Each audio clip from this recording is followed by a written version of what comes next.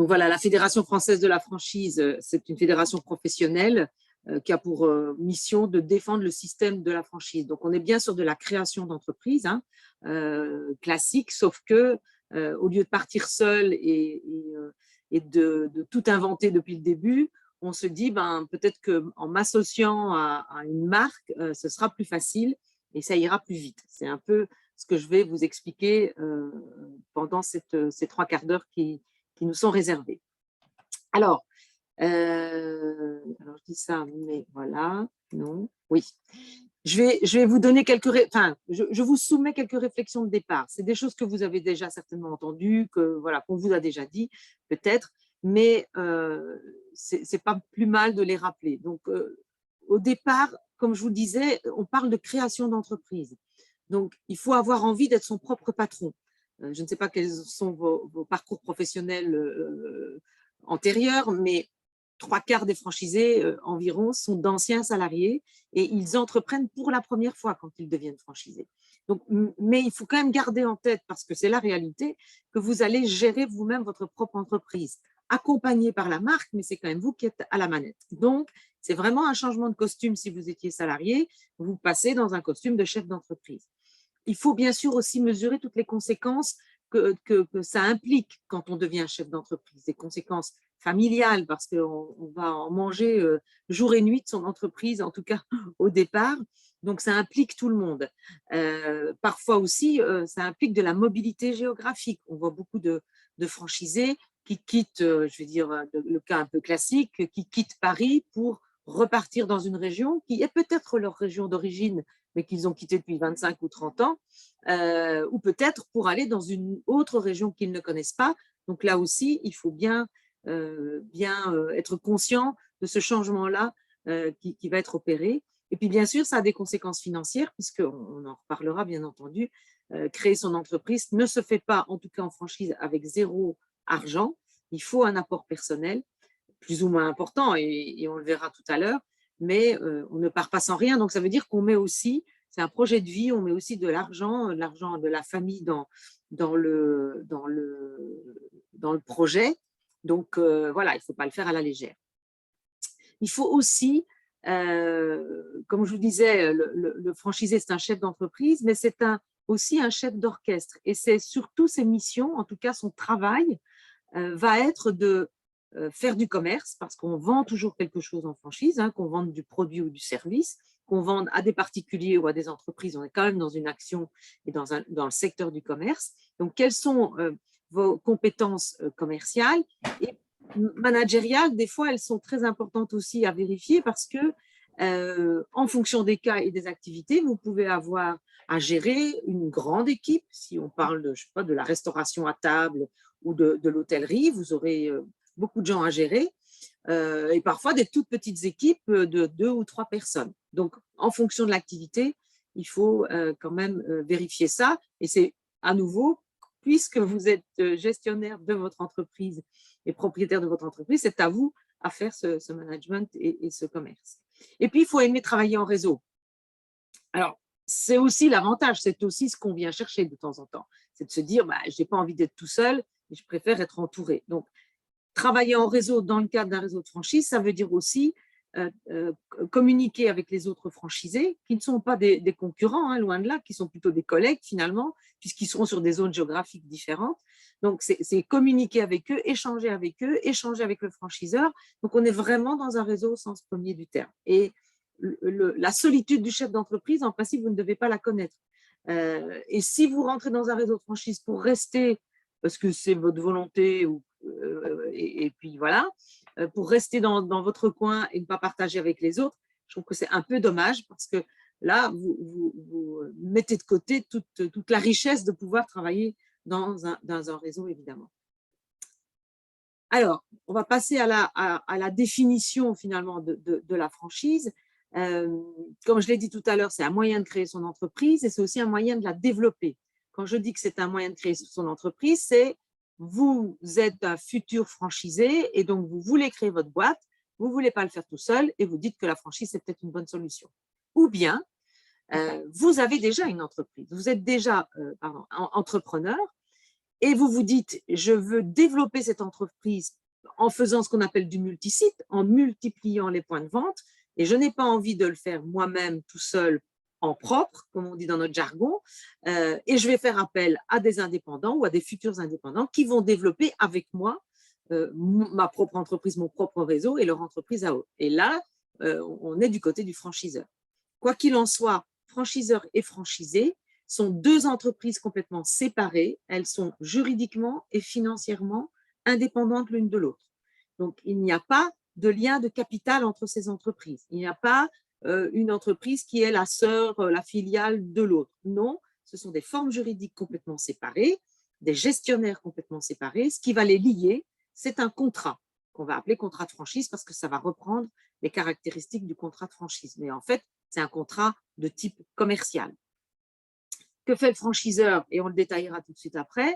Il doit mettre à la disposition de son partenaire franchisé une marque commerciale. C'est souvent une des raisons pour lesquelles on rejoint un réseau, c'est de bénéficier de la notoriété de la marque, ce qui nous fait aller, enfin, ce qui accélère le développement, l'implantation et le développement du point de vente.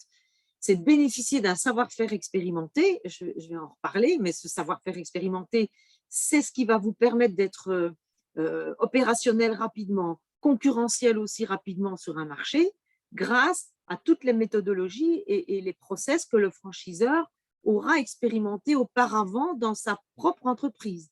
Puisque avant de démarrer et de développer son enseigne en franchise, il faut qu'il fasse la preuve de la viabilité, de la rentabilité de son modèle. Et ça, il le fait en mettant en place quelques points de vente et en développant ce savoir-faire qu'il va vous transmettre. Et puis, troisième élément, le franchiseur va vous accompagner.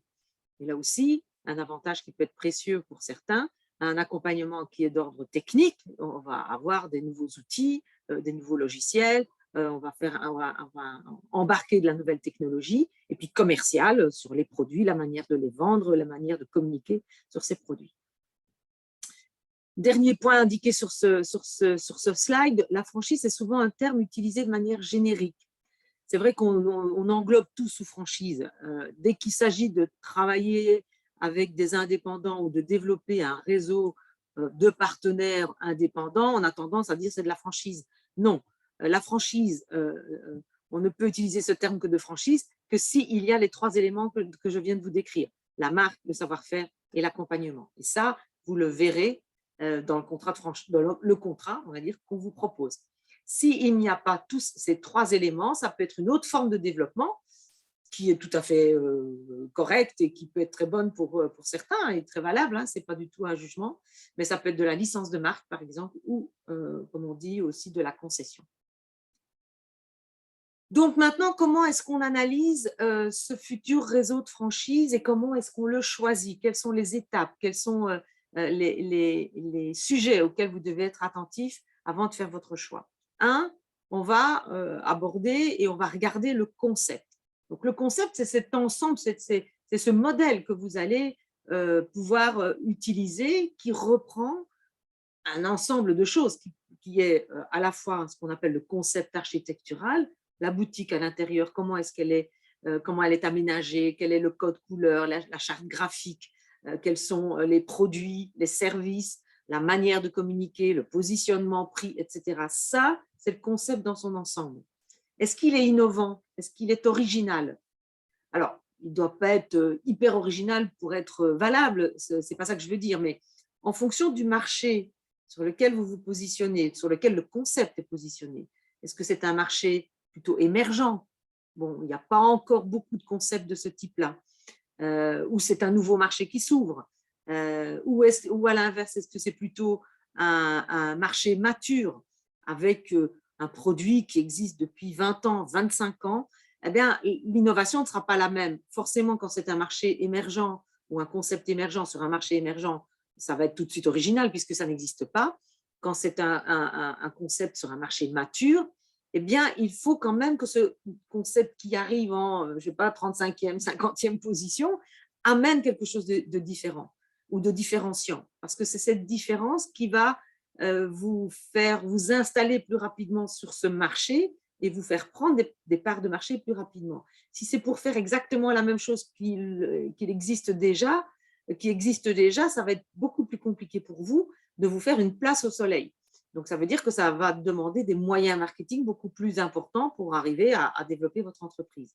C'est à nouveau pas un jugement de valeur, mais c'est juste qu'il faut que vous mettiez ça un peu, vous ayez ça un peu en tête. Donc, le marché, je viens d'en parler, quelle est la taille du marché, les perspectives de développement.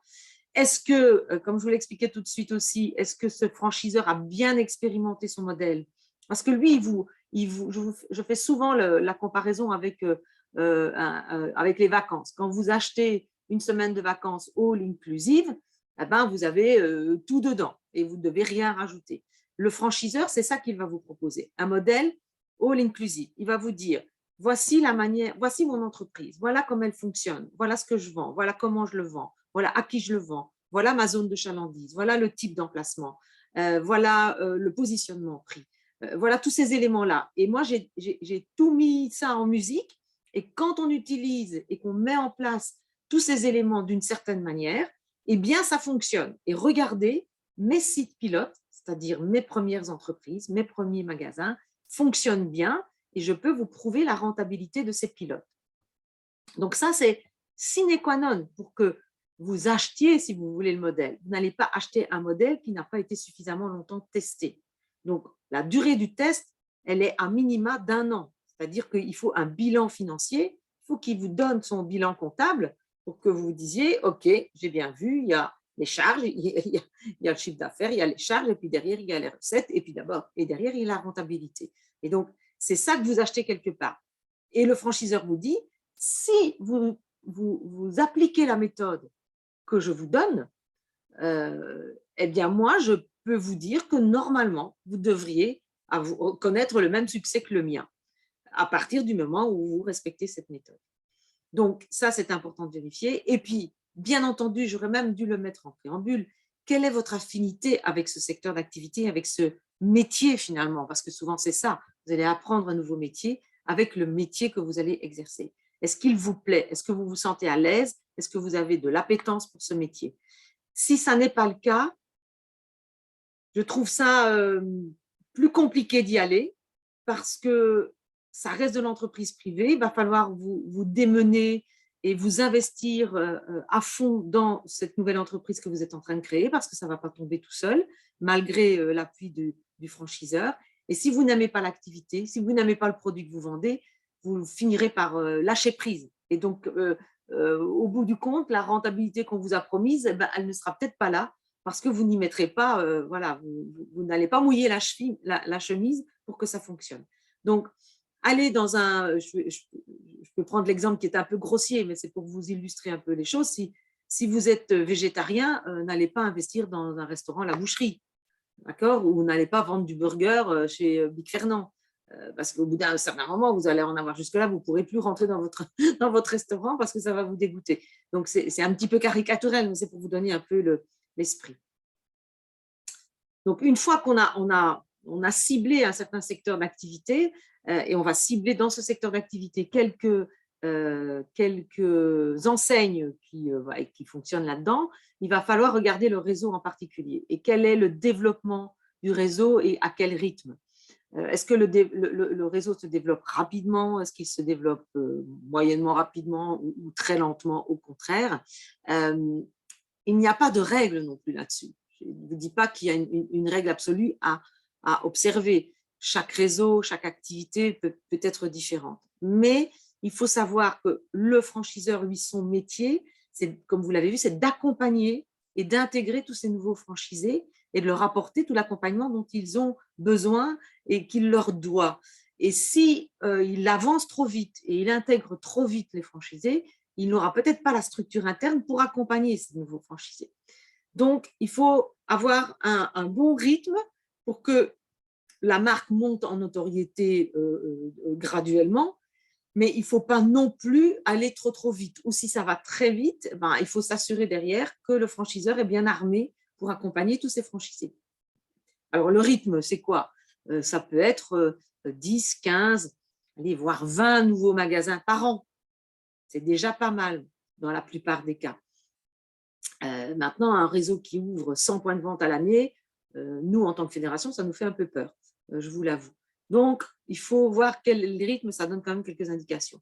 Est-ce qu'il a ce réseau, est-ce qu'il a déjà évolué ou est-ce qu'il a des projets d'évolution au niveau des produits, des services? On sait très bien qu'une entreprise qui ne bouge pas, qui n'évolue pas, eh ben, elle finit par perdre du terrain, voire mourir au bout du compte. Donc, il faut faire évoluer l'offre de produits, de services, que ce soit un exemple très, j'allais dire, actuel, malheureusement, c'est la mise en place de tous les outils digitaux suite à la pandémie, la mise en place du click and collect dans la restauration, toutes sortes de…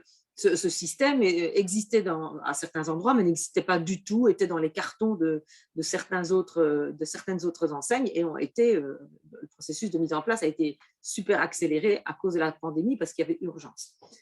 Quel est le processus de recrutement? Ça aussi, on parle de recrutement en franchise, c'est-à-dire que le franchiseur dit « je recrute des nouveaux franchisés ». Il devrait peut-être dire « j'intègre de nouveaux franchisés », mais il dit « je recrute ». Il vous choisit, mais vous le choisissez aussi. Donc, on est bien sur un choix mutuel. Donc, ne prenez pas la casquette de salarié. Hein, c'est quand même, on est en train d'échanger entre futurs partenaires et de voir si on se plaît, si on se complète, si on a envie d'investir ensemble finalement. Donc, il y a un processus de recrutement pour le franchiseur qui vous fait passer par différentes étapes. Souvent, ce sont plusieurs entretiens avec des personnes différentes. Et ça peut aussi, avant de valider définitivement la candidature, ça peut passer par des stages de découverte. Et ça, c'est très important que vous puissiez les faire. Et s'ils n'existent pas, demandez-le. Il parle de stage de découverte ou de stage d'immersion. L'idée, c'est d'aller passer un peu de temps, soit dans un site pilote, soit chez un franchisé qui va vous accueillir, pour que vous découvriez le métier de l'intérieur. On a parfois une vision, on a forcément une vision extérieure du métier parce qu'on voit la boutique, on voit les produits, on peut voir un franchisé fonctionner, etc. Mais on ne sait pas réellement ce qui se passe de l'autre côté. Une fois que la porte du magasin est fermée, tout ce qu'il y a encore à faire ou tout ce qu'il y a à faire pour préparer le magasin. Et c'est important que vous puissiez découvrir ça avant de prendre votre décision. Il y a forcément des choses qui sont moins sympas. Il y a forcément des choses qui sont rébarbatives, etc., qui vont moins vous plaire, mais il est indispensable, à mon sens, que vous en ayez connaissance avant de signer, hein, pour que ça ne soit pas après quelque chose qui vous semble finalement rédhibitoire, mais c'est trop tard, vous avez signé le contrat. Un autre point que vous pouvez vérifier, c'est est-ce que le franchiseur, est-ce que le réseau est bien membre de notre fédération? Pourquoi je dis ça? Parce que nous, on est une association, notre objectif, c'est une fédération professionnelle, donc on défend le modèle auprès des pouvoirs publics, on fait des actions de lobbying comme toute fédération, on fait connaître le modèle et on intègre, on a nos membres et nos membres sont les réseaux de franchise, mais on est une fédération sélective. Il y a aujourd'hui à peu près 2000 enseignes qui se réclament être franchiseurs. Nous avons en membres 190 réseaux. Alors, ça ne veut pas dire que tous les autres ne sont pas de bons réseaux, mais nous, on demande aux enseignes qui veulent nous rejoindre un certain nombre de documents, on fait un audit sur le réseau, et tout ce que je suis en train de vous raconter, on vérifie tout ça. Et une fois que pour nous, ça nous semble correct, eh bien, on leur donne la possibilité de rejoindre la FFF et de montrer sur leur communication qu'ils sont bien membres de la fédération. Donc, c'est une forme de label, si vous voulez, c'est un gage de sérieux supplémentaires que vous pouvez avoir en regardant s'ils sont membres ou pas de la FFF. Troisième élément à étudier, c'est bien entendu le coût. J'allais dire, c'est sans doute, avant tout ce que je vous ai raconté, vous deviez vous dire, mais alors quand est-ce qu'on parle de la rentabilité? Parce que moi, je veux bien investir, mais qu'est-ce que ça va me rapporter? C'est vrai que c'est un élément important et bien entendu, c'est pour ça que vous investissez. Mais je pense quand même qu'avant ça, il y a, et je reviens là-dessus, une activité qui vous plaît. Ça, c'est le premier point pour moi. Et puis après, bien sûr, là-dedans, vous regardez quelque chose qui vous semble rentable, c'est évident. C'est évident.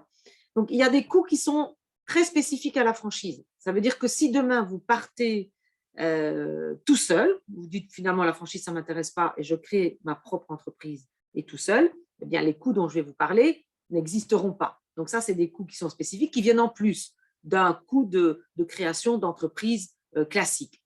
Le franchiseur va vous demander un droit d'entrée. C'est quoi ce droit d'entrée? C'est le droit d'accéder au réseau. C'est le droit d'utiliser la marque qui ne vous appartient pas. Donc, il vous cède le droit, pour la durée du contrat, le droit d'utiliser une marque qu'il a bien enregistrée, dont il est propriétaire et qu'il a protégée. C'est aussi dans ce droit d'entrée l'accès au savoir-faire. L'accès au savoir-faire se fait de deux manières. Une formation initiale, c'est-à-dire qu'avant de lancer votre activité, le franchiseur vous obligera à vous former à votre nouveau métier. Et cette formation va vous permettre d'exploiter le point de vente et le développer en utilisant tous les process et toutes les procédures qu'il a mises au point. D'accord? Donc, c'est pour ça que si vous n'êtes pas du tout du métier, je dis un exemple classique, vous voulez ouvrir un magasin de fleurs. Vous dites, mais non, mais je ne suis pas fleuriste, donc j'y connais rien, je ne vais pas me lancer là-dedans. Ben, en franchise, c'est tout à fait possible, parce que le franchiseur va vous apprendre ce qu'est le métier de fleuriste et va surtout vous apprendre à gérer un magasin de fleurs. Vous n'aurez pas, en sortant de la formation initiale du franchiseur, un BEPC ou voilà, un diplôme de fleuriste. Non, ce n'est pas ça qu'il cherche. Rappelez-vous, je vous ai dit que le franchisé, c'était un commerçant avant tout et un manager. Donc, il va vous apprendre à gérer la boutique de fleurs, d'accord, et en utilisant toutes les méthodes, tous les processus. Et vous allez accueillir votre client, mettre en place ses process et puis gérer votre équipe. Par contre, dans votre équipe, vous aurez bien des fleuristes de profession et des fleuristes qualifiés. Vous êtes là pour les manager, pour comprendre aussi, et j'allais dire un peu basiquement, faire la différence entre une rose et une tulipe. On espère que tout le monde peut le faire, mais même aller au-delà de ça. Mais voilà, ce n'est pas forcément vous qui allez faire les bouquets. Hein, même si vous devez être capable d'en faire, mais ça ne sera pas votre quotidien. Le quotidien, c'est de faire en sorte que le magasin soit bien en ordre, qu'il y ait toute la marchandise nécessaire pour accueillir le client et la vendre, et de gérer votre équipe. Donc, voilà ce que comprend le droit d'entrée, souvent la formation initiale. Puis, dernier point, ou même avant-dernier, vous avez aussi, souvent, vous bénéficiez d'une zone géographique exclusive. Ce n'est pas une obligation, mais c'est souvent le cas. C'est-à-dire que il n'y aura qu'un seul magasin de cette marque-là dans une zone bien précisée sur le contrat, une ville, une partie de ville. Et dernier point compris dans le droit d'entrée, j'allais dire le montage du projet, parce que le franchiseur vous accompagne dans le montage du projet jusqu'au lancement et même encore au-delà, on le verra après. Donc voilà un coût spécifique. Ensuite, une fois que vous serez franchisé, vous allez rémunérer le franchiseur pour l'ensemble des services qu'il va mettre à votre disposition. Et ça, c'est ce qu'on appelle souvent les royalties ou les redevances directes. Et c'est souvent aussi, très généralement, un pourcentage sur le chiffre d'affaires hors taxe, votre chiffre d'affaires hors taxe mensuel, qui va remonter et qui va être versé au franchiseur. Je vous ai mis un chiffre qui va de 2 à 10%, c'est à peu près la fourchette dans laquelle on retrouve les royalties ou les redevances directes. Bien entendu, ce n'est pas un mois 2% et le lendemain 10%, c'est écrit dans le contrat. Donc, ça s'applique pendant toute la durée du contrat. Et vous le savez, ça peut être 2%, 2,5%, 3%. Chaque réseau décide en fonction de ses besoins. Et vous avez un autre poste qui s'appelle redevance de publicité nationale.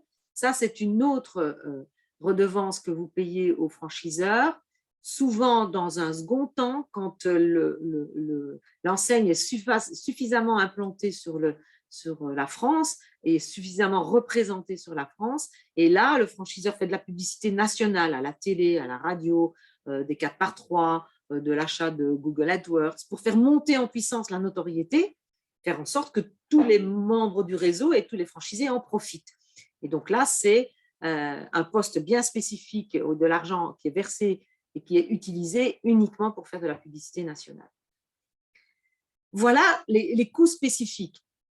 Donc, au-delà de ces montants que le franchiseur va vous donner, il va aussi vous parler d'un investissement total. Et là, on revient à peu près, je dirais, sur un schéma classique. Demain, vous ouvrez une boutique de fleurs, vous allez trouver un local, payer une garantie au bailleur, faire quelques aménagements intérieurs parce qu'il faut refaire de la peinture, il faut casser un mur, il faut refaire de l'électricité, il faut créer une chambre froide, etc. etc. Donc, ces coûts-là, si vous créez tout seul, vous les aurez, mais vous les aurez aussi en franchise, puisque c'est votre fonds de commerce, c'est votre entreprise que vous créez. Le franchiseur va vous valider le local en disant « je pense que le local, il est bon, en tout cas, il peut accueillir mon concept ». Maintenant, il y a des travaux à y faire. La différence par rapport à si vous partiez seul, c'est que lui, il a un concept architectural. Donc, il va vous dire, ben, il faut remettre un revêtement en bois sur les murs, le comptoir, il doit être comme ça, de telle taille, de telle hauteur, tel matériau, les racks de présentation des fleurs, c'est comme ça, etc., etc. Donc, il va vous imposer ce concept architectural. Il va aussi vous donner sans doute un logiciel de caisse. Vous allez payer dans l'investissement total un peu de stock, de marchandises, si vous voulez de la marchandise. Donc, tout ça s'additionne et ça fait un investissement total d'une somme X qui peut aller de 80 000 € jusqu'à plus d'1 million d'euros, et ça dépend du secteur d'activité. Les moins onéreux sont surtout les réseaux qui sont dans les services, notamment dans les services à la personne, et tout ce qui est très cher, qui est le plus onéreux, ça va être dans la restauration à table. Vous voulez ouvrir un hippopotamus, je parlais de la boucherie tout à l'heure, même la restauration rapide, type KFC, Burger King, etc. C'est des montants qui sont, d'abord les surfaces sont grandes à aménager, il y a des cuisines, il y a du matériel, donc c'est des investissements qui sont très lourds. L'hôtellerie, c'est la même chose et ça peut aller au-delà d'1 million d'euros. Dans cette somme aussi, je ne l'ai pas dit, mais est inclus le droit d'entrée. On vous le spécifie on vous le spécifie comme ça pour que vous ayez un mode de comparaison par rapport à d'autres enseignes, mais quand le franchiseur vous parle d'investissement total, c'est réinclus dans le droit d'entrée, y est dedans.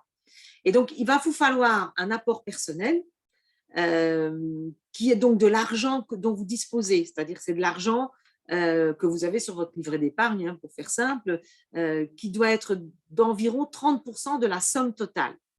Alors, j'ai mis entre parenthèses, attention, crise sanitaire, ça c'était avant la crise. Aujourd'hui, les banques, parce que ça, ce sont les banques qui vont vous demander les 30%, ce n'est pas le franchiseur, ce sont les banques qui disent, ok, vous avez un projet, ça coûte 100 000 €, moi je ne vous prête que 70 000 €.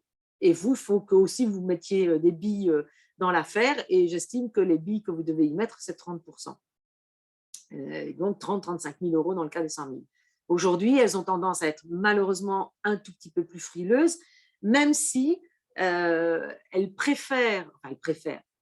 voient plutôt d'un bon œil ou d'un meilleur œil des gens qui investissent dans le cadre d'un réseau de franchise que des gens qui investissent tout seuls, surtout si vous n'êtes pas du métier. D'accord ? Si demain, vous voulez ouvrir votre restaurant sans expérience professionnelle de la restauration au préalable, ça va être beaucoup plus compliqué que si vous dites, OK, je n'ai pas d'expérience professionnelle, mais j'investis avec KFC. Parce qu'ils savent, les franchiseurs, les banquiers savent aujourd'hui que KFC, c'est une grosse machine, que vous allez être bien accompagné, bien encadré, bien entouré. Et puis que les KFC, ça fonctionne. D'accord ?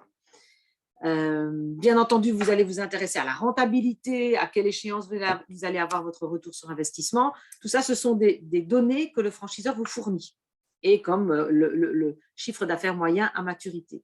Et donc, le franchiseur vous donne des éléments, des ratios, on va dire, moyens d'exploitation qui vont vous servir à monter votre business plan et votre compte d'exploitation prévisionnel.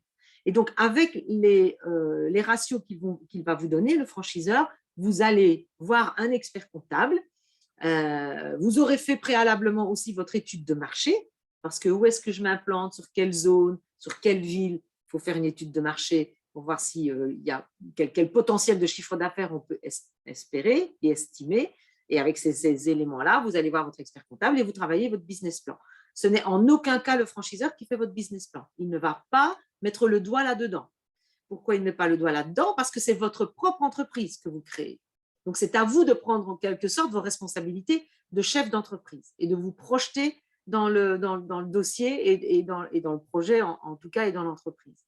Il vous donne des éléments, bien entendu, parce que vous ne les connaissez pas et vous ne pouvez pas imaginer dans son réseau quels sont les ratios d'exploitation, à quel prix vous allez acheter les marchandises, le prix moyen de revente, ça vous pouvez le voir, etc., les charges moyennes, etc. Et donc ça, vous en avez besoin. Il vous les fournit sans aucun problème. Il peut vous montrer les comptes d'exploitation de ces sites pilotes, voire même vous donner les moyennes de chiffre d'affaires et de rentabilité de ces franchisés en activité. Ben, vous prenez tout ça et avec ça, vous allez voir votre expert comptable et vous travaillez votre propre projet. Je vous ai dit qu'un troisième pilier dans la définition de la franchise, c'était l'accompagnement, on l'a déjà évoqué. Donc, le franchiseur vous aide à tous les moments en fait, du dossier, avant l'ouverture de votre point de vente. Une fois que vous êtes validés mutuellement et que vous avez envie de travailler ensemble, il va vous donner, par exemple, toutes les caractéristiques d'un emplacement type. La taille de la ville, la taille du local, où ce local dans la ville doit être installé, est-ce que c'est en zone commerciale, en zone en retail park, comme on dit, ou bien en centre commercial, ou bien en centre-ville, etc., etc. Il peut parfois vous aider parce que vous avez parfois des franchiseurs qui ont des personnes dédiées sur la recherche des emplacements, ou ils vous donnent le cahier des charges de l'emplacement et vous allez chercher les emplacements vous-même via des agences immobilières spécialisées ou en allant voir votre mairie pour voir s'il n'y a pas des emplacements commerciaux disponibles. Il peut aussi vous orienter vers des banques avec lesquelles ils ont, j'allais dire, des accords, en tout cas auprès desquels ils sont référencés. C'est-à-dire que les banques la banque connaît bien le réseau, elle a déjà financé des franchisés, elle connaît le contrat de franchise et elle pense que le franchiseur est sérieux. Donc, ils vont vous dire, nous sommes référencés à la Banque Populaire, à la Caisse d'épargne, déposez votre dossier là-bas. Donc, c'est comme ça qu'ils peuvent vous aiguiller. Alors, je fais rentrer quelqu'un qui arrive un peu tard. Voilà. Maintenant, ce n'est pas lui qui va plaider votre cause auprès du banquier. C'est à vous de bien comprendre et bien connaître votre dossier pour aller le défendre. Il va vous aider, il va être là au moment de l'ouverture du magasin.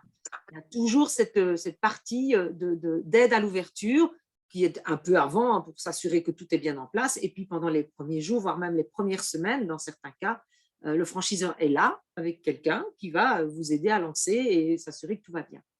La formation initiale, j'en ai parlé tout à l'heure, donc elle va arriver avant le lancement.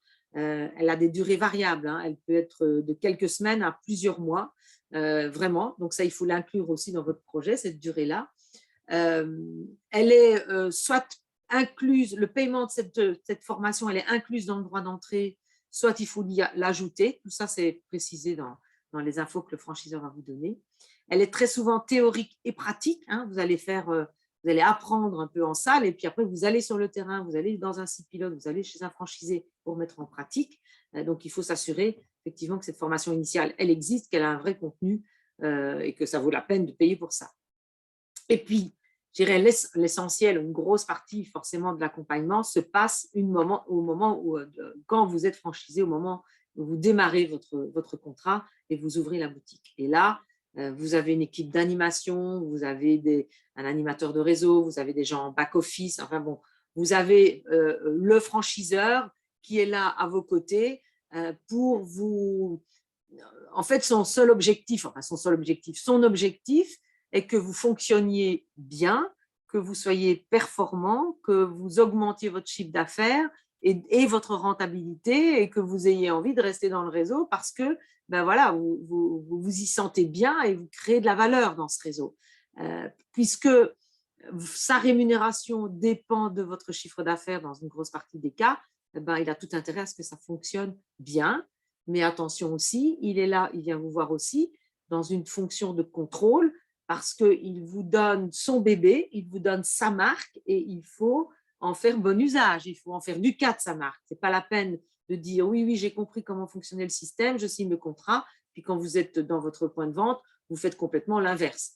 Ça n'est pas possible pour lui parce que une mauvaise manière de fonctionner, un mauvais retour vis-à-vis du client peut être dramatique pour la marque en tant que telle, et donc aussi pour tous ceux qui portent la marque, c'est-à-dire tous les autres franchisés du réseau. Donc, le franchiseur ne peut pas prendre ce risque-là.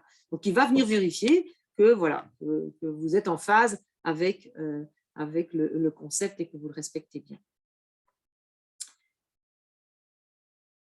Un cinquième point, et on continue sur votre vie dans le réseau et les contacts que vous avez avec le franchiseur et éventuellement les autres franchisés, c'est de savoir et de s'inquiéter, de s'informer auprès de lui comment vous êtes considéré dans le réseau, comment circule l'information.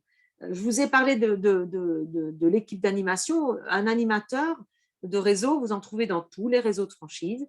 C'est une c'est une courroie de transmission, en fait, cet animateur, entre le franchiseur tête de réseau et les franchisés qui sont sur le terrain. Donc, il va visiter les franchisés sur site, hein, en face à face, il voit comment ça se passe, si ça se passe bien, moins bien, qu'est-ce qu'il peut faire pour aider, quel plan d'action on peut mettre en place, il vérifie aussi le respect du concept, mais il écoute aussi les franchisés. Et les franchisés peuvent dire, ah bah ouais, mais on a lancé ce produit-là, il ne fonctionne absolument pas, il faudrait plutôt le présenter comme ça, et comme ci, et comme ça.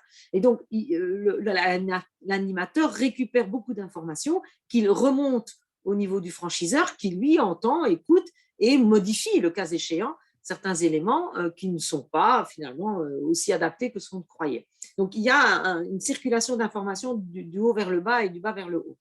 Et puis, il y a aussi beaucoup de consultations qui se fait des franchisés par le franchiseur, par le biais de commissions de travail sur des sujets produits, informatiques, RH, enfin que sais-je encore, en fonction de l'activité, des journaux internes, des intranets, des Facebook internes, des réunions régionales qui sont menées par les animateurs, des conventions nationales. Là, c'est tout le réseau qui se réunit une fois par an dans un lieu en général assez sympa parce que c'est aussi une occasion de faire la fête.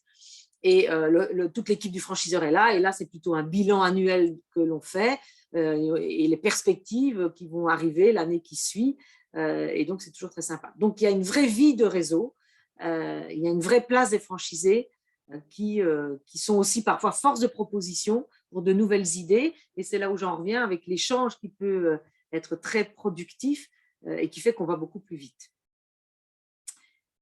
Un dernier élément, parce que je crois que ça avance bien, un dernier élément, avant d'écouter vos questions si vous en avez, un point sur le cadre contractuel. Je n'aurai pas le temps d'aller vraiment dans le détail, sauf si vous me posez quelques questions après, mais il n'y a pas de loi sur la franchise. Donc, il n'y a pas de droit de la franchise en tant que tel. On parle toujours du droit de la franchise, mais en réalité, il n'y en a pas vraiment, puisque c'est un contrat commercial entre parties, d'accord, entre parties prenantes, entre acteurs. Et le contrat, il contient des droits et des obligations. Chacun voit les droits et les obligations, et si tout le monde est d'accord, on signe. Néanmoins, il faut quand même que ce contrat, qui est un contrat de droit commercial finalement, et qui rassemble plusieurs droits différents, respecte les droits communs. Alors, qu'est-ce qu'on trouve dans les droits communs? Le droit de la propriété intellectuelle. Bon, c'est le droit des marques, en fait, finalement. Le droit de la concurrence, parce qu'elle s'en mêle, la concurrence. Le droit des contrats, le droit de la concurrence, oui, je l'ai dit, etc. Donc, voilà toutes sortes de contrats, de droits qui peuvent influencer l'écriture du contrat de franchise. Avant de recevoir le contrat de franchise, qui va vous lier, en général, il a une durée de 5 à 10 ans, 5 ans, 7 ans ou 10 ans, ça dépend un peu du montant d'investissement. Donc, c'est quand même pas une durée négligeable. En dessous de 5 ans, ça nous semble, nous, un peu spécialistes, on va dire, compliqué. Vous n'en trouverez pas beaucoup parce qu'il faut le temps quand même que vous montiez votre entreprise, qu'elle monte en puissance, que vous atteigniez votre point mort et que vous commenciez à avoir une belle rentabilité. Et ça ne se fait pas en 2 ans. Alors, des fois, ça peut aller très vite, mais des fois, quand les investissements sont plus lourds, avec les montants dont je vous ai parlé tout à l'heure, ça peut prendre un peu plus de temps. Donc, vous ne pouvez pas signer un contrat qui serait plus court que la durée, j'allais dire, théorique ou estimée du retour sur investissement. Et puis, de toute façon, la banque, elle va caler son prêt sur la durée du contrat. Si le contrat est trop court et que le prêt est trop important, vous aurez des mensualités trop élevées et ça ne va pas marcher dans le compte d'exploitation prévisionnelle. Vous devez recevoir, c'est le premier point de ce slide, avant toute signature de contrat. Et ça, c'est une loi, mais qui ne concerne pas que la franchise. Un document qu'on appelle le DIP dans notre jargon, document d'information précontractuelle, qui reprend, c'est une forme de carte d'identité du franchiseur et de son entreprise, qui reprend beaucoup d'informations sur l'entreprise du franchiseur, qui il est, d'où il vient, lui, franchiseur, comment il a développé son réseau, quelle est sa stratégie, quelques éléments de son savoir-faire, la taille du réseau, le nombre de franchisés qui y sont, le nombre de succursales, les contrats qui ont été terminés l'année dernière et la raison pour laquelle les contrats sont terminés, un état général du marché, un état local du marché. Donc, plein d'informations comme ça. Un business plan type, on va dire, du futur franchisé. Les 2 derniers bilans de l'entreprise du franchiseur. Donc, voilà des informations qui sont très précieuses pour vous pour bien analyser le réseau. Et l'idée de cette loi, c'était que vous signiez le contrat en parfaite connaissance de cause. Parce que en annexe de ce document d'information précontractuelle, vous trouverez un contrat de franchise type, c'est-à-dire le contrat que vous signerez peut-être. Et je dis peut-être parce que quand vous recevez ce DIP, vous ne vous engagez à rien du tout. Le franchiseur vous donne ça parce qu'il est obligé de respecter la loi. Et la loi lui dit, il faut donner ce DIP minimum 20 jours avant que votre partenaire signe le contrat.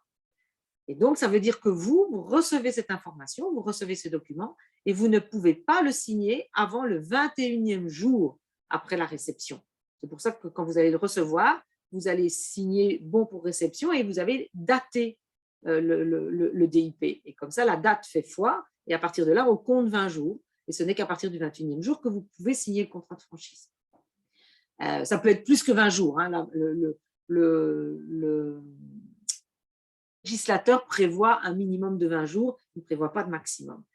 Donc, c'est très important d'avoir ce document. Vous ne le recevrez peut-être pas tout de suite, hein, ce n'est pas au moment où, je sais pas, où vous allez rencontrer même virtuellement le franchiseur, enfin, je ne pense pas, rarement c'est ça, où il vous dit « Ok, j'ai bien compris ce que vous cherchiez, votre candidature semble m'intéresser, boum, je vous balance le DIP par informatique. » Je ne dis pas que ça n'existe pas, mais en général, c'est quand même plutôt quand on s'est rencontrés plusieurs fois et qu'on se dit « Ok, on a vraiment envie de bosser ensemble, je vous donne le DIP avec le contrat. » Mais si au bout des 20 jours et des 30 jours, vous dites bah, « Finalement, j'ai analysé les choses, je change d'avis, je n'ai pas envie de signer ce contrat, je n'ai pas envie de devenir franchisé dans ce réseau », pas de souci, vous n'êtes pas du tout engagé, vous renvoyez les documents et puis voilà, c'est fini. Le franchiseur ne vous fera pas payer de somme d'argent, rien du tout. Maintenant, ce n'est qu'à partir de la signature du contrat où vous vous engagez réellement.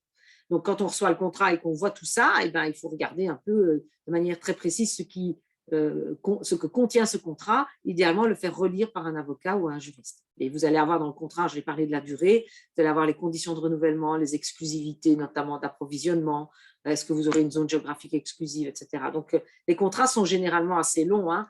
Ils sont lisibles, mais on n'est pas juriste, pas avocat, donc c'est mieux de le faire relire pour être sûr d'avoir bien tout compris. Et puis, vous pouvez bien entendu poser les questions à votre franchiseur.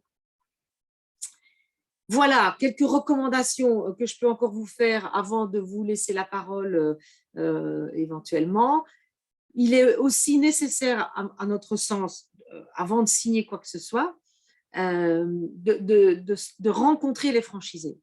Un franchiseur va vous donner, notamment dans ce DIP, vous aurez toute la liste des franchisés qui sont en activité. Eh bien, il faut aller voir ces franchisés, pas tous, mais il faut en prendre quelques-uns, pour comparer le discours, pour voir avec eux comment ils se sentent. Est-ce qu'ils se sentent bien dans le réseau? Est-ce que ça correspond à ce qu'ils pensaient? Est-ce que ça correspond à ce qu'on leur avait dit? Est-ce qu'ils sont bien accompagnés? Est-ce que le franchiseur est présent? Est-ce que quand ils sont en difficulté, il est là? Enfin, etc., etc. Vous n'aurez pas de mauvaise surprise comme ça. Et même si tous les franchisés ne sont pas 100% au zénith en vous parlant de leur franchiseur, bon, ça m'étonnerait que ça arrive parce qu'il y a toujours des gens qui râlent et qui ne sont pas contents, bien entendu, mais vous pourrez faire la part des choses et voir pourquoi ils sont mécontents, si c'est des choses qui sont fondamentales et peut-être fondamentales pour vous ou pas du tout, ou si ce n'est que anecdotique, mais allez voir les franchisés. Et souvent, j'allais dire même très souvent, le franchiseur vous encourage à aller voir les franchisés. Ils disent, voilà, vous avez toute la liste, allez les voir, posez-leur toutes les questions que vous voulez, et puis quand vous avez fait votre petit tour, vous revenez me voir. Si vous êtes toujours OK, on pourra continuer. Et puis bien sûr, ça semble évident, mais ça l'est de plus en plus, je pense, choisir un franchiseur avec lequel on partage les mêmes valeurs. Vous allez pouvoir rencontrer des franchiseurs qui font exactement la même activité. Je sais pas, vous allez du service à la personne, de la garde de personnes âgées, de la garde d'enfants, de la pizza, enfin voilà, des fleurs, j'en parlais tout à l'heure, même de l'immobilier. Finalement, le métier est le même. Mais ils ne l'abordent pas tous de la même manière. Au-delà de l'approche, je dirais presque technique finalement du modèle, et des choses qui pourraient être différenciantes, voilà, chacun dégage une manière de fonctionner, dégage des valeurs. Il faut voir si vous êtes en phase avec ces valeurs-là, avec l'objectif du franchiseur, avec la manière de le mettre en œuvre. Si vous avez un doute, comme on dit souvent, s'il y a un doute, il n'y a pas de doute. Et le franchiseur a la même réflexion aussi. Hein. Il pourra peut-être vous dire non, je suis désolé, mais entre guillemets, je ne vous vois pas intégrer et vous développer dans notre réseau. Ça ne veut pas dire que vous êtes mauvais, ça veut dire qu'il ne vous sent pas en phase. Voilà. Et vous serez peut-être très en phase avec un autre réseau qui fait la même activité. Donc, ne vous arrêtez pas à ça si jamais vous avez un refus. Dernier élément, puis je vous assure que c'est fini. On fait de la formation à la FFF. On a une formation qui s'appelle Devenir franchisé. Tout ce que je viens de vous dire, ça prend une journée pour vous l'expliquer vraiment dans le détail.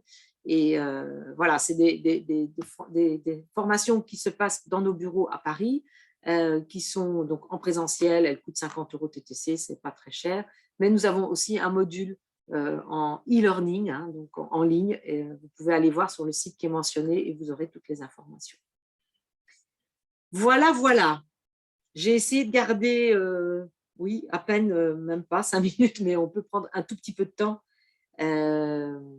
pour répondre à vos questions si vous en avez. Et je vous laisse activer votre micro si vous le souhaitez. Ou alors j'ai tout dit, mais n'ayez pas peur. Hein. Il y a peut-être des choses que j'ai survolées ou des choses que vous voulez. S'il n'y a personne, je peux poser une question. Allez-y. En fait, c'est très clair, la présentation, ça nous donne un peu une vue globale sur ce dont il faut s'armer avant de se lancer. Ouais. Après, restent les tendances, c'est-à-dire que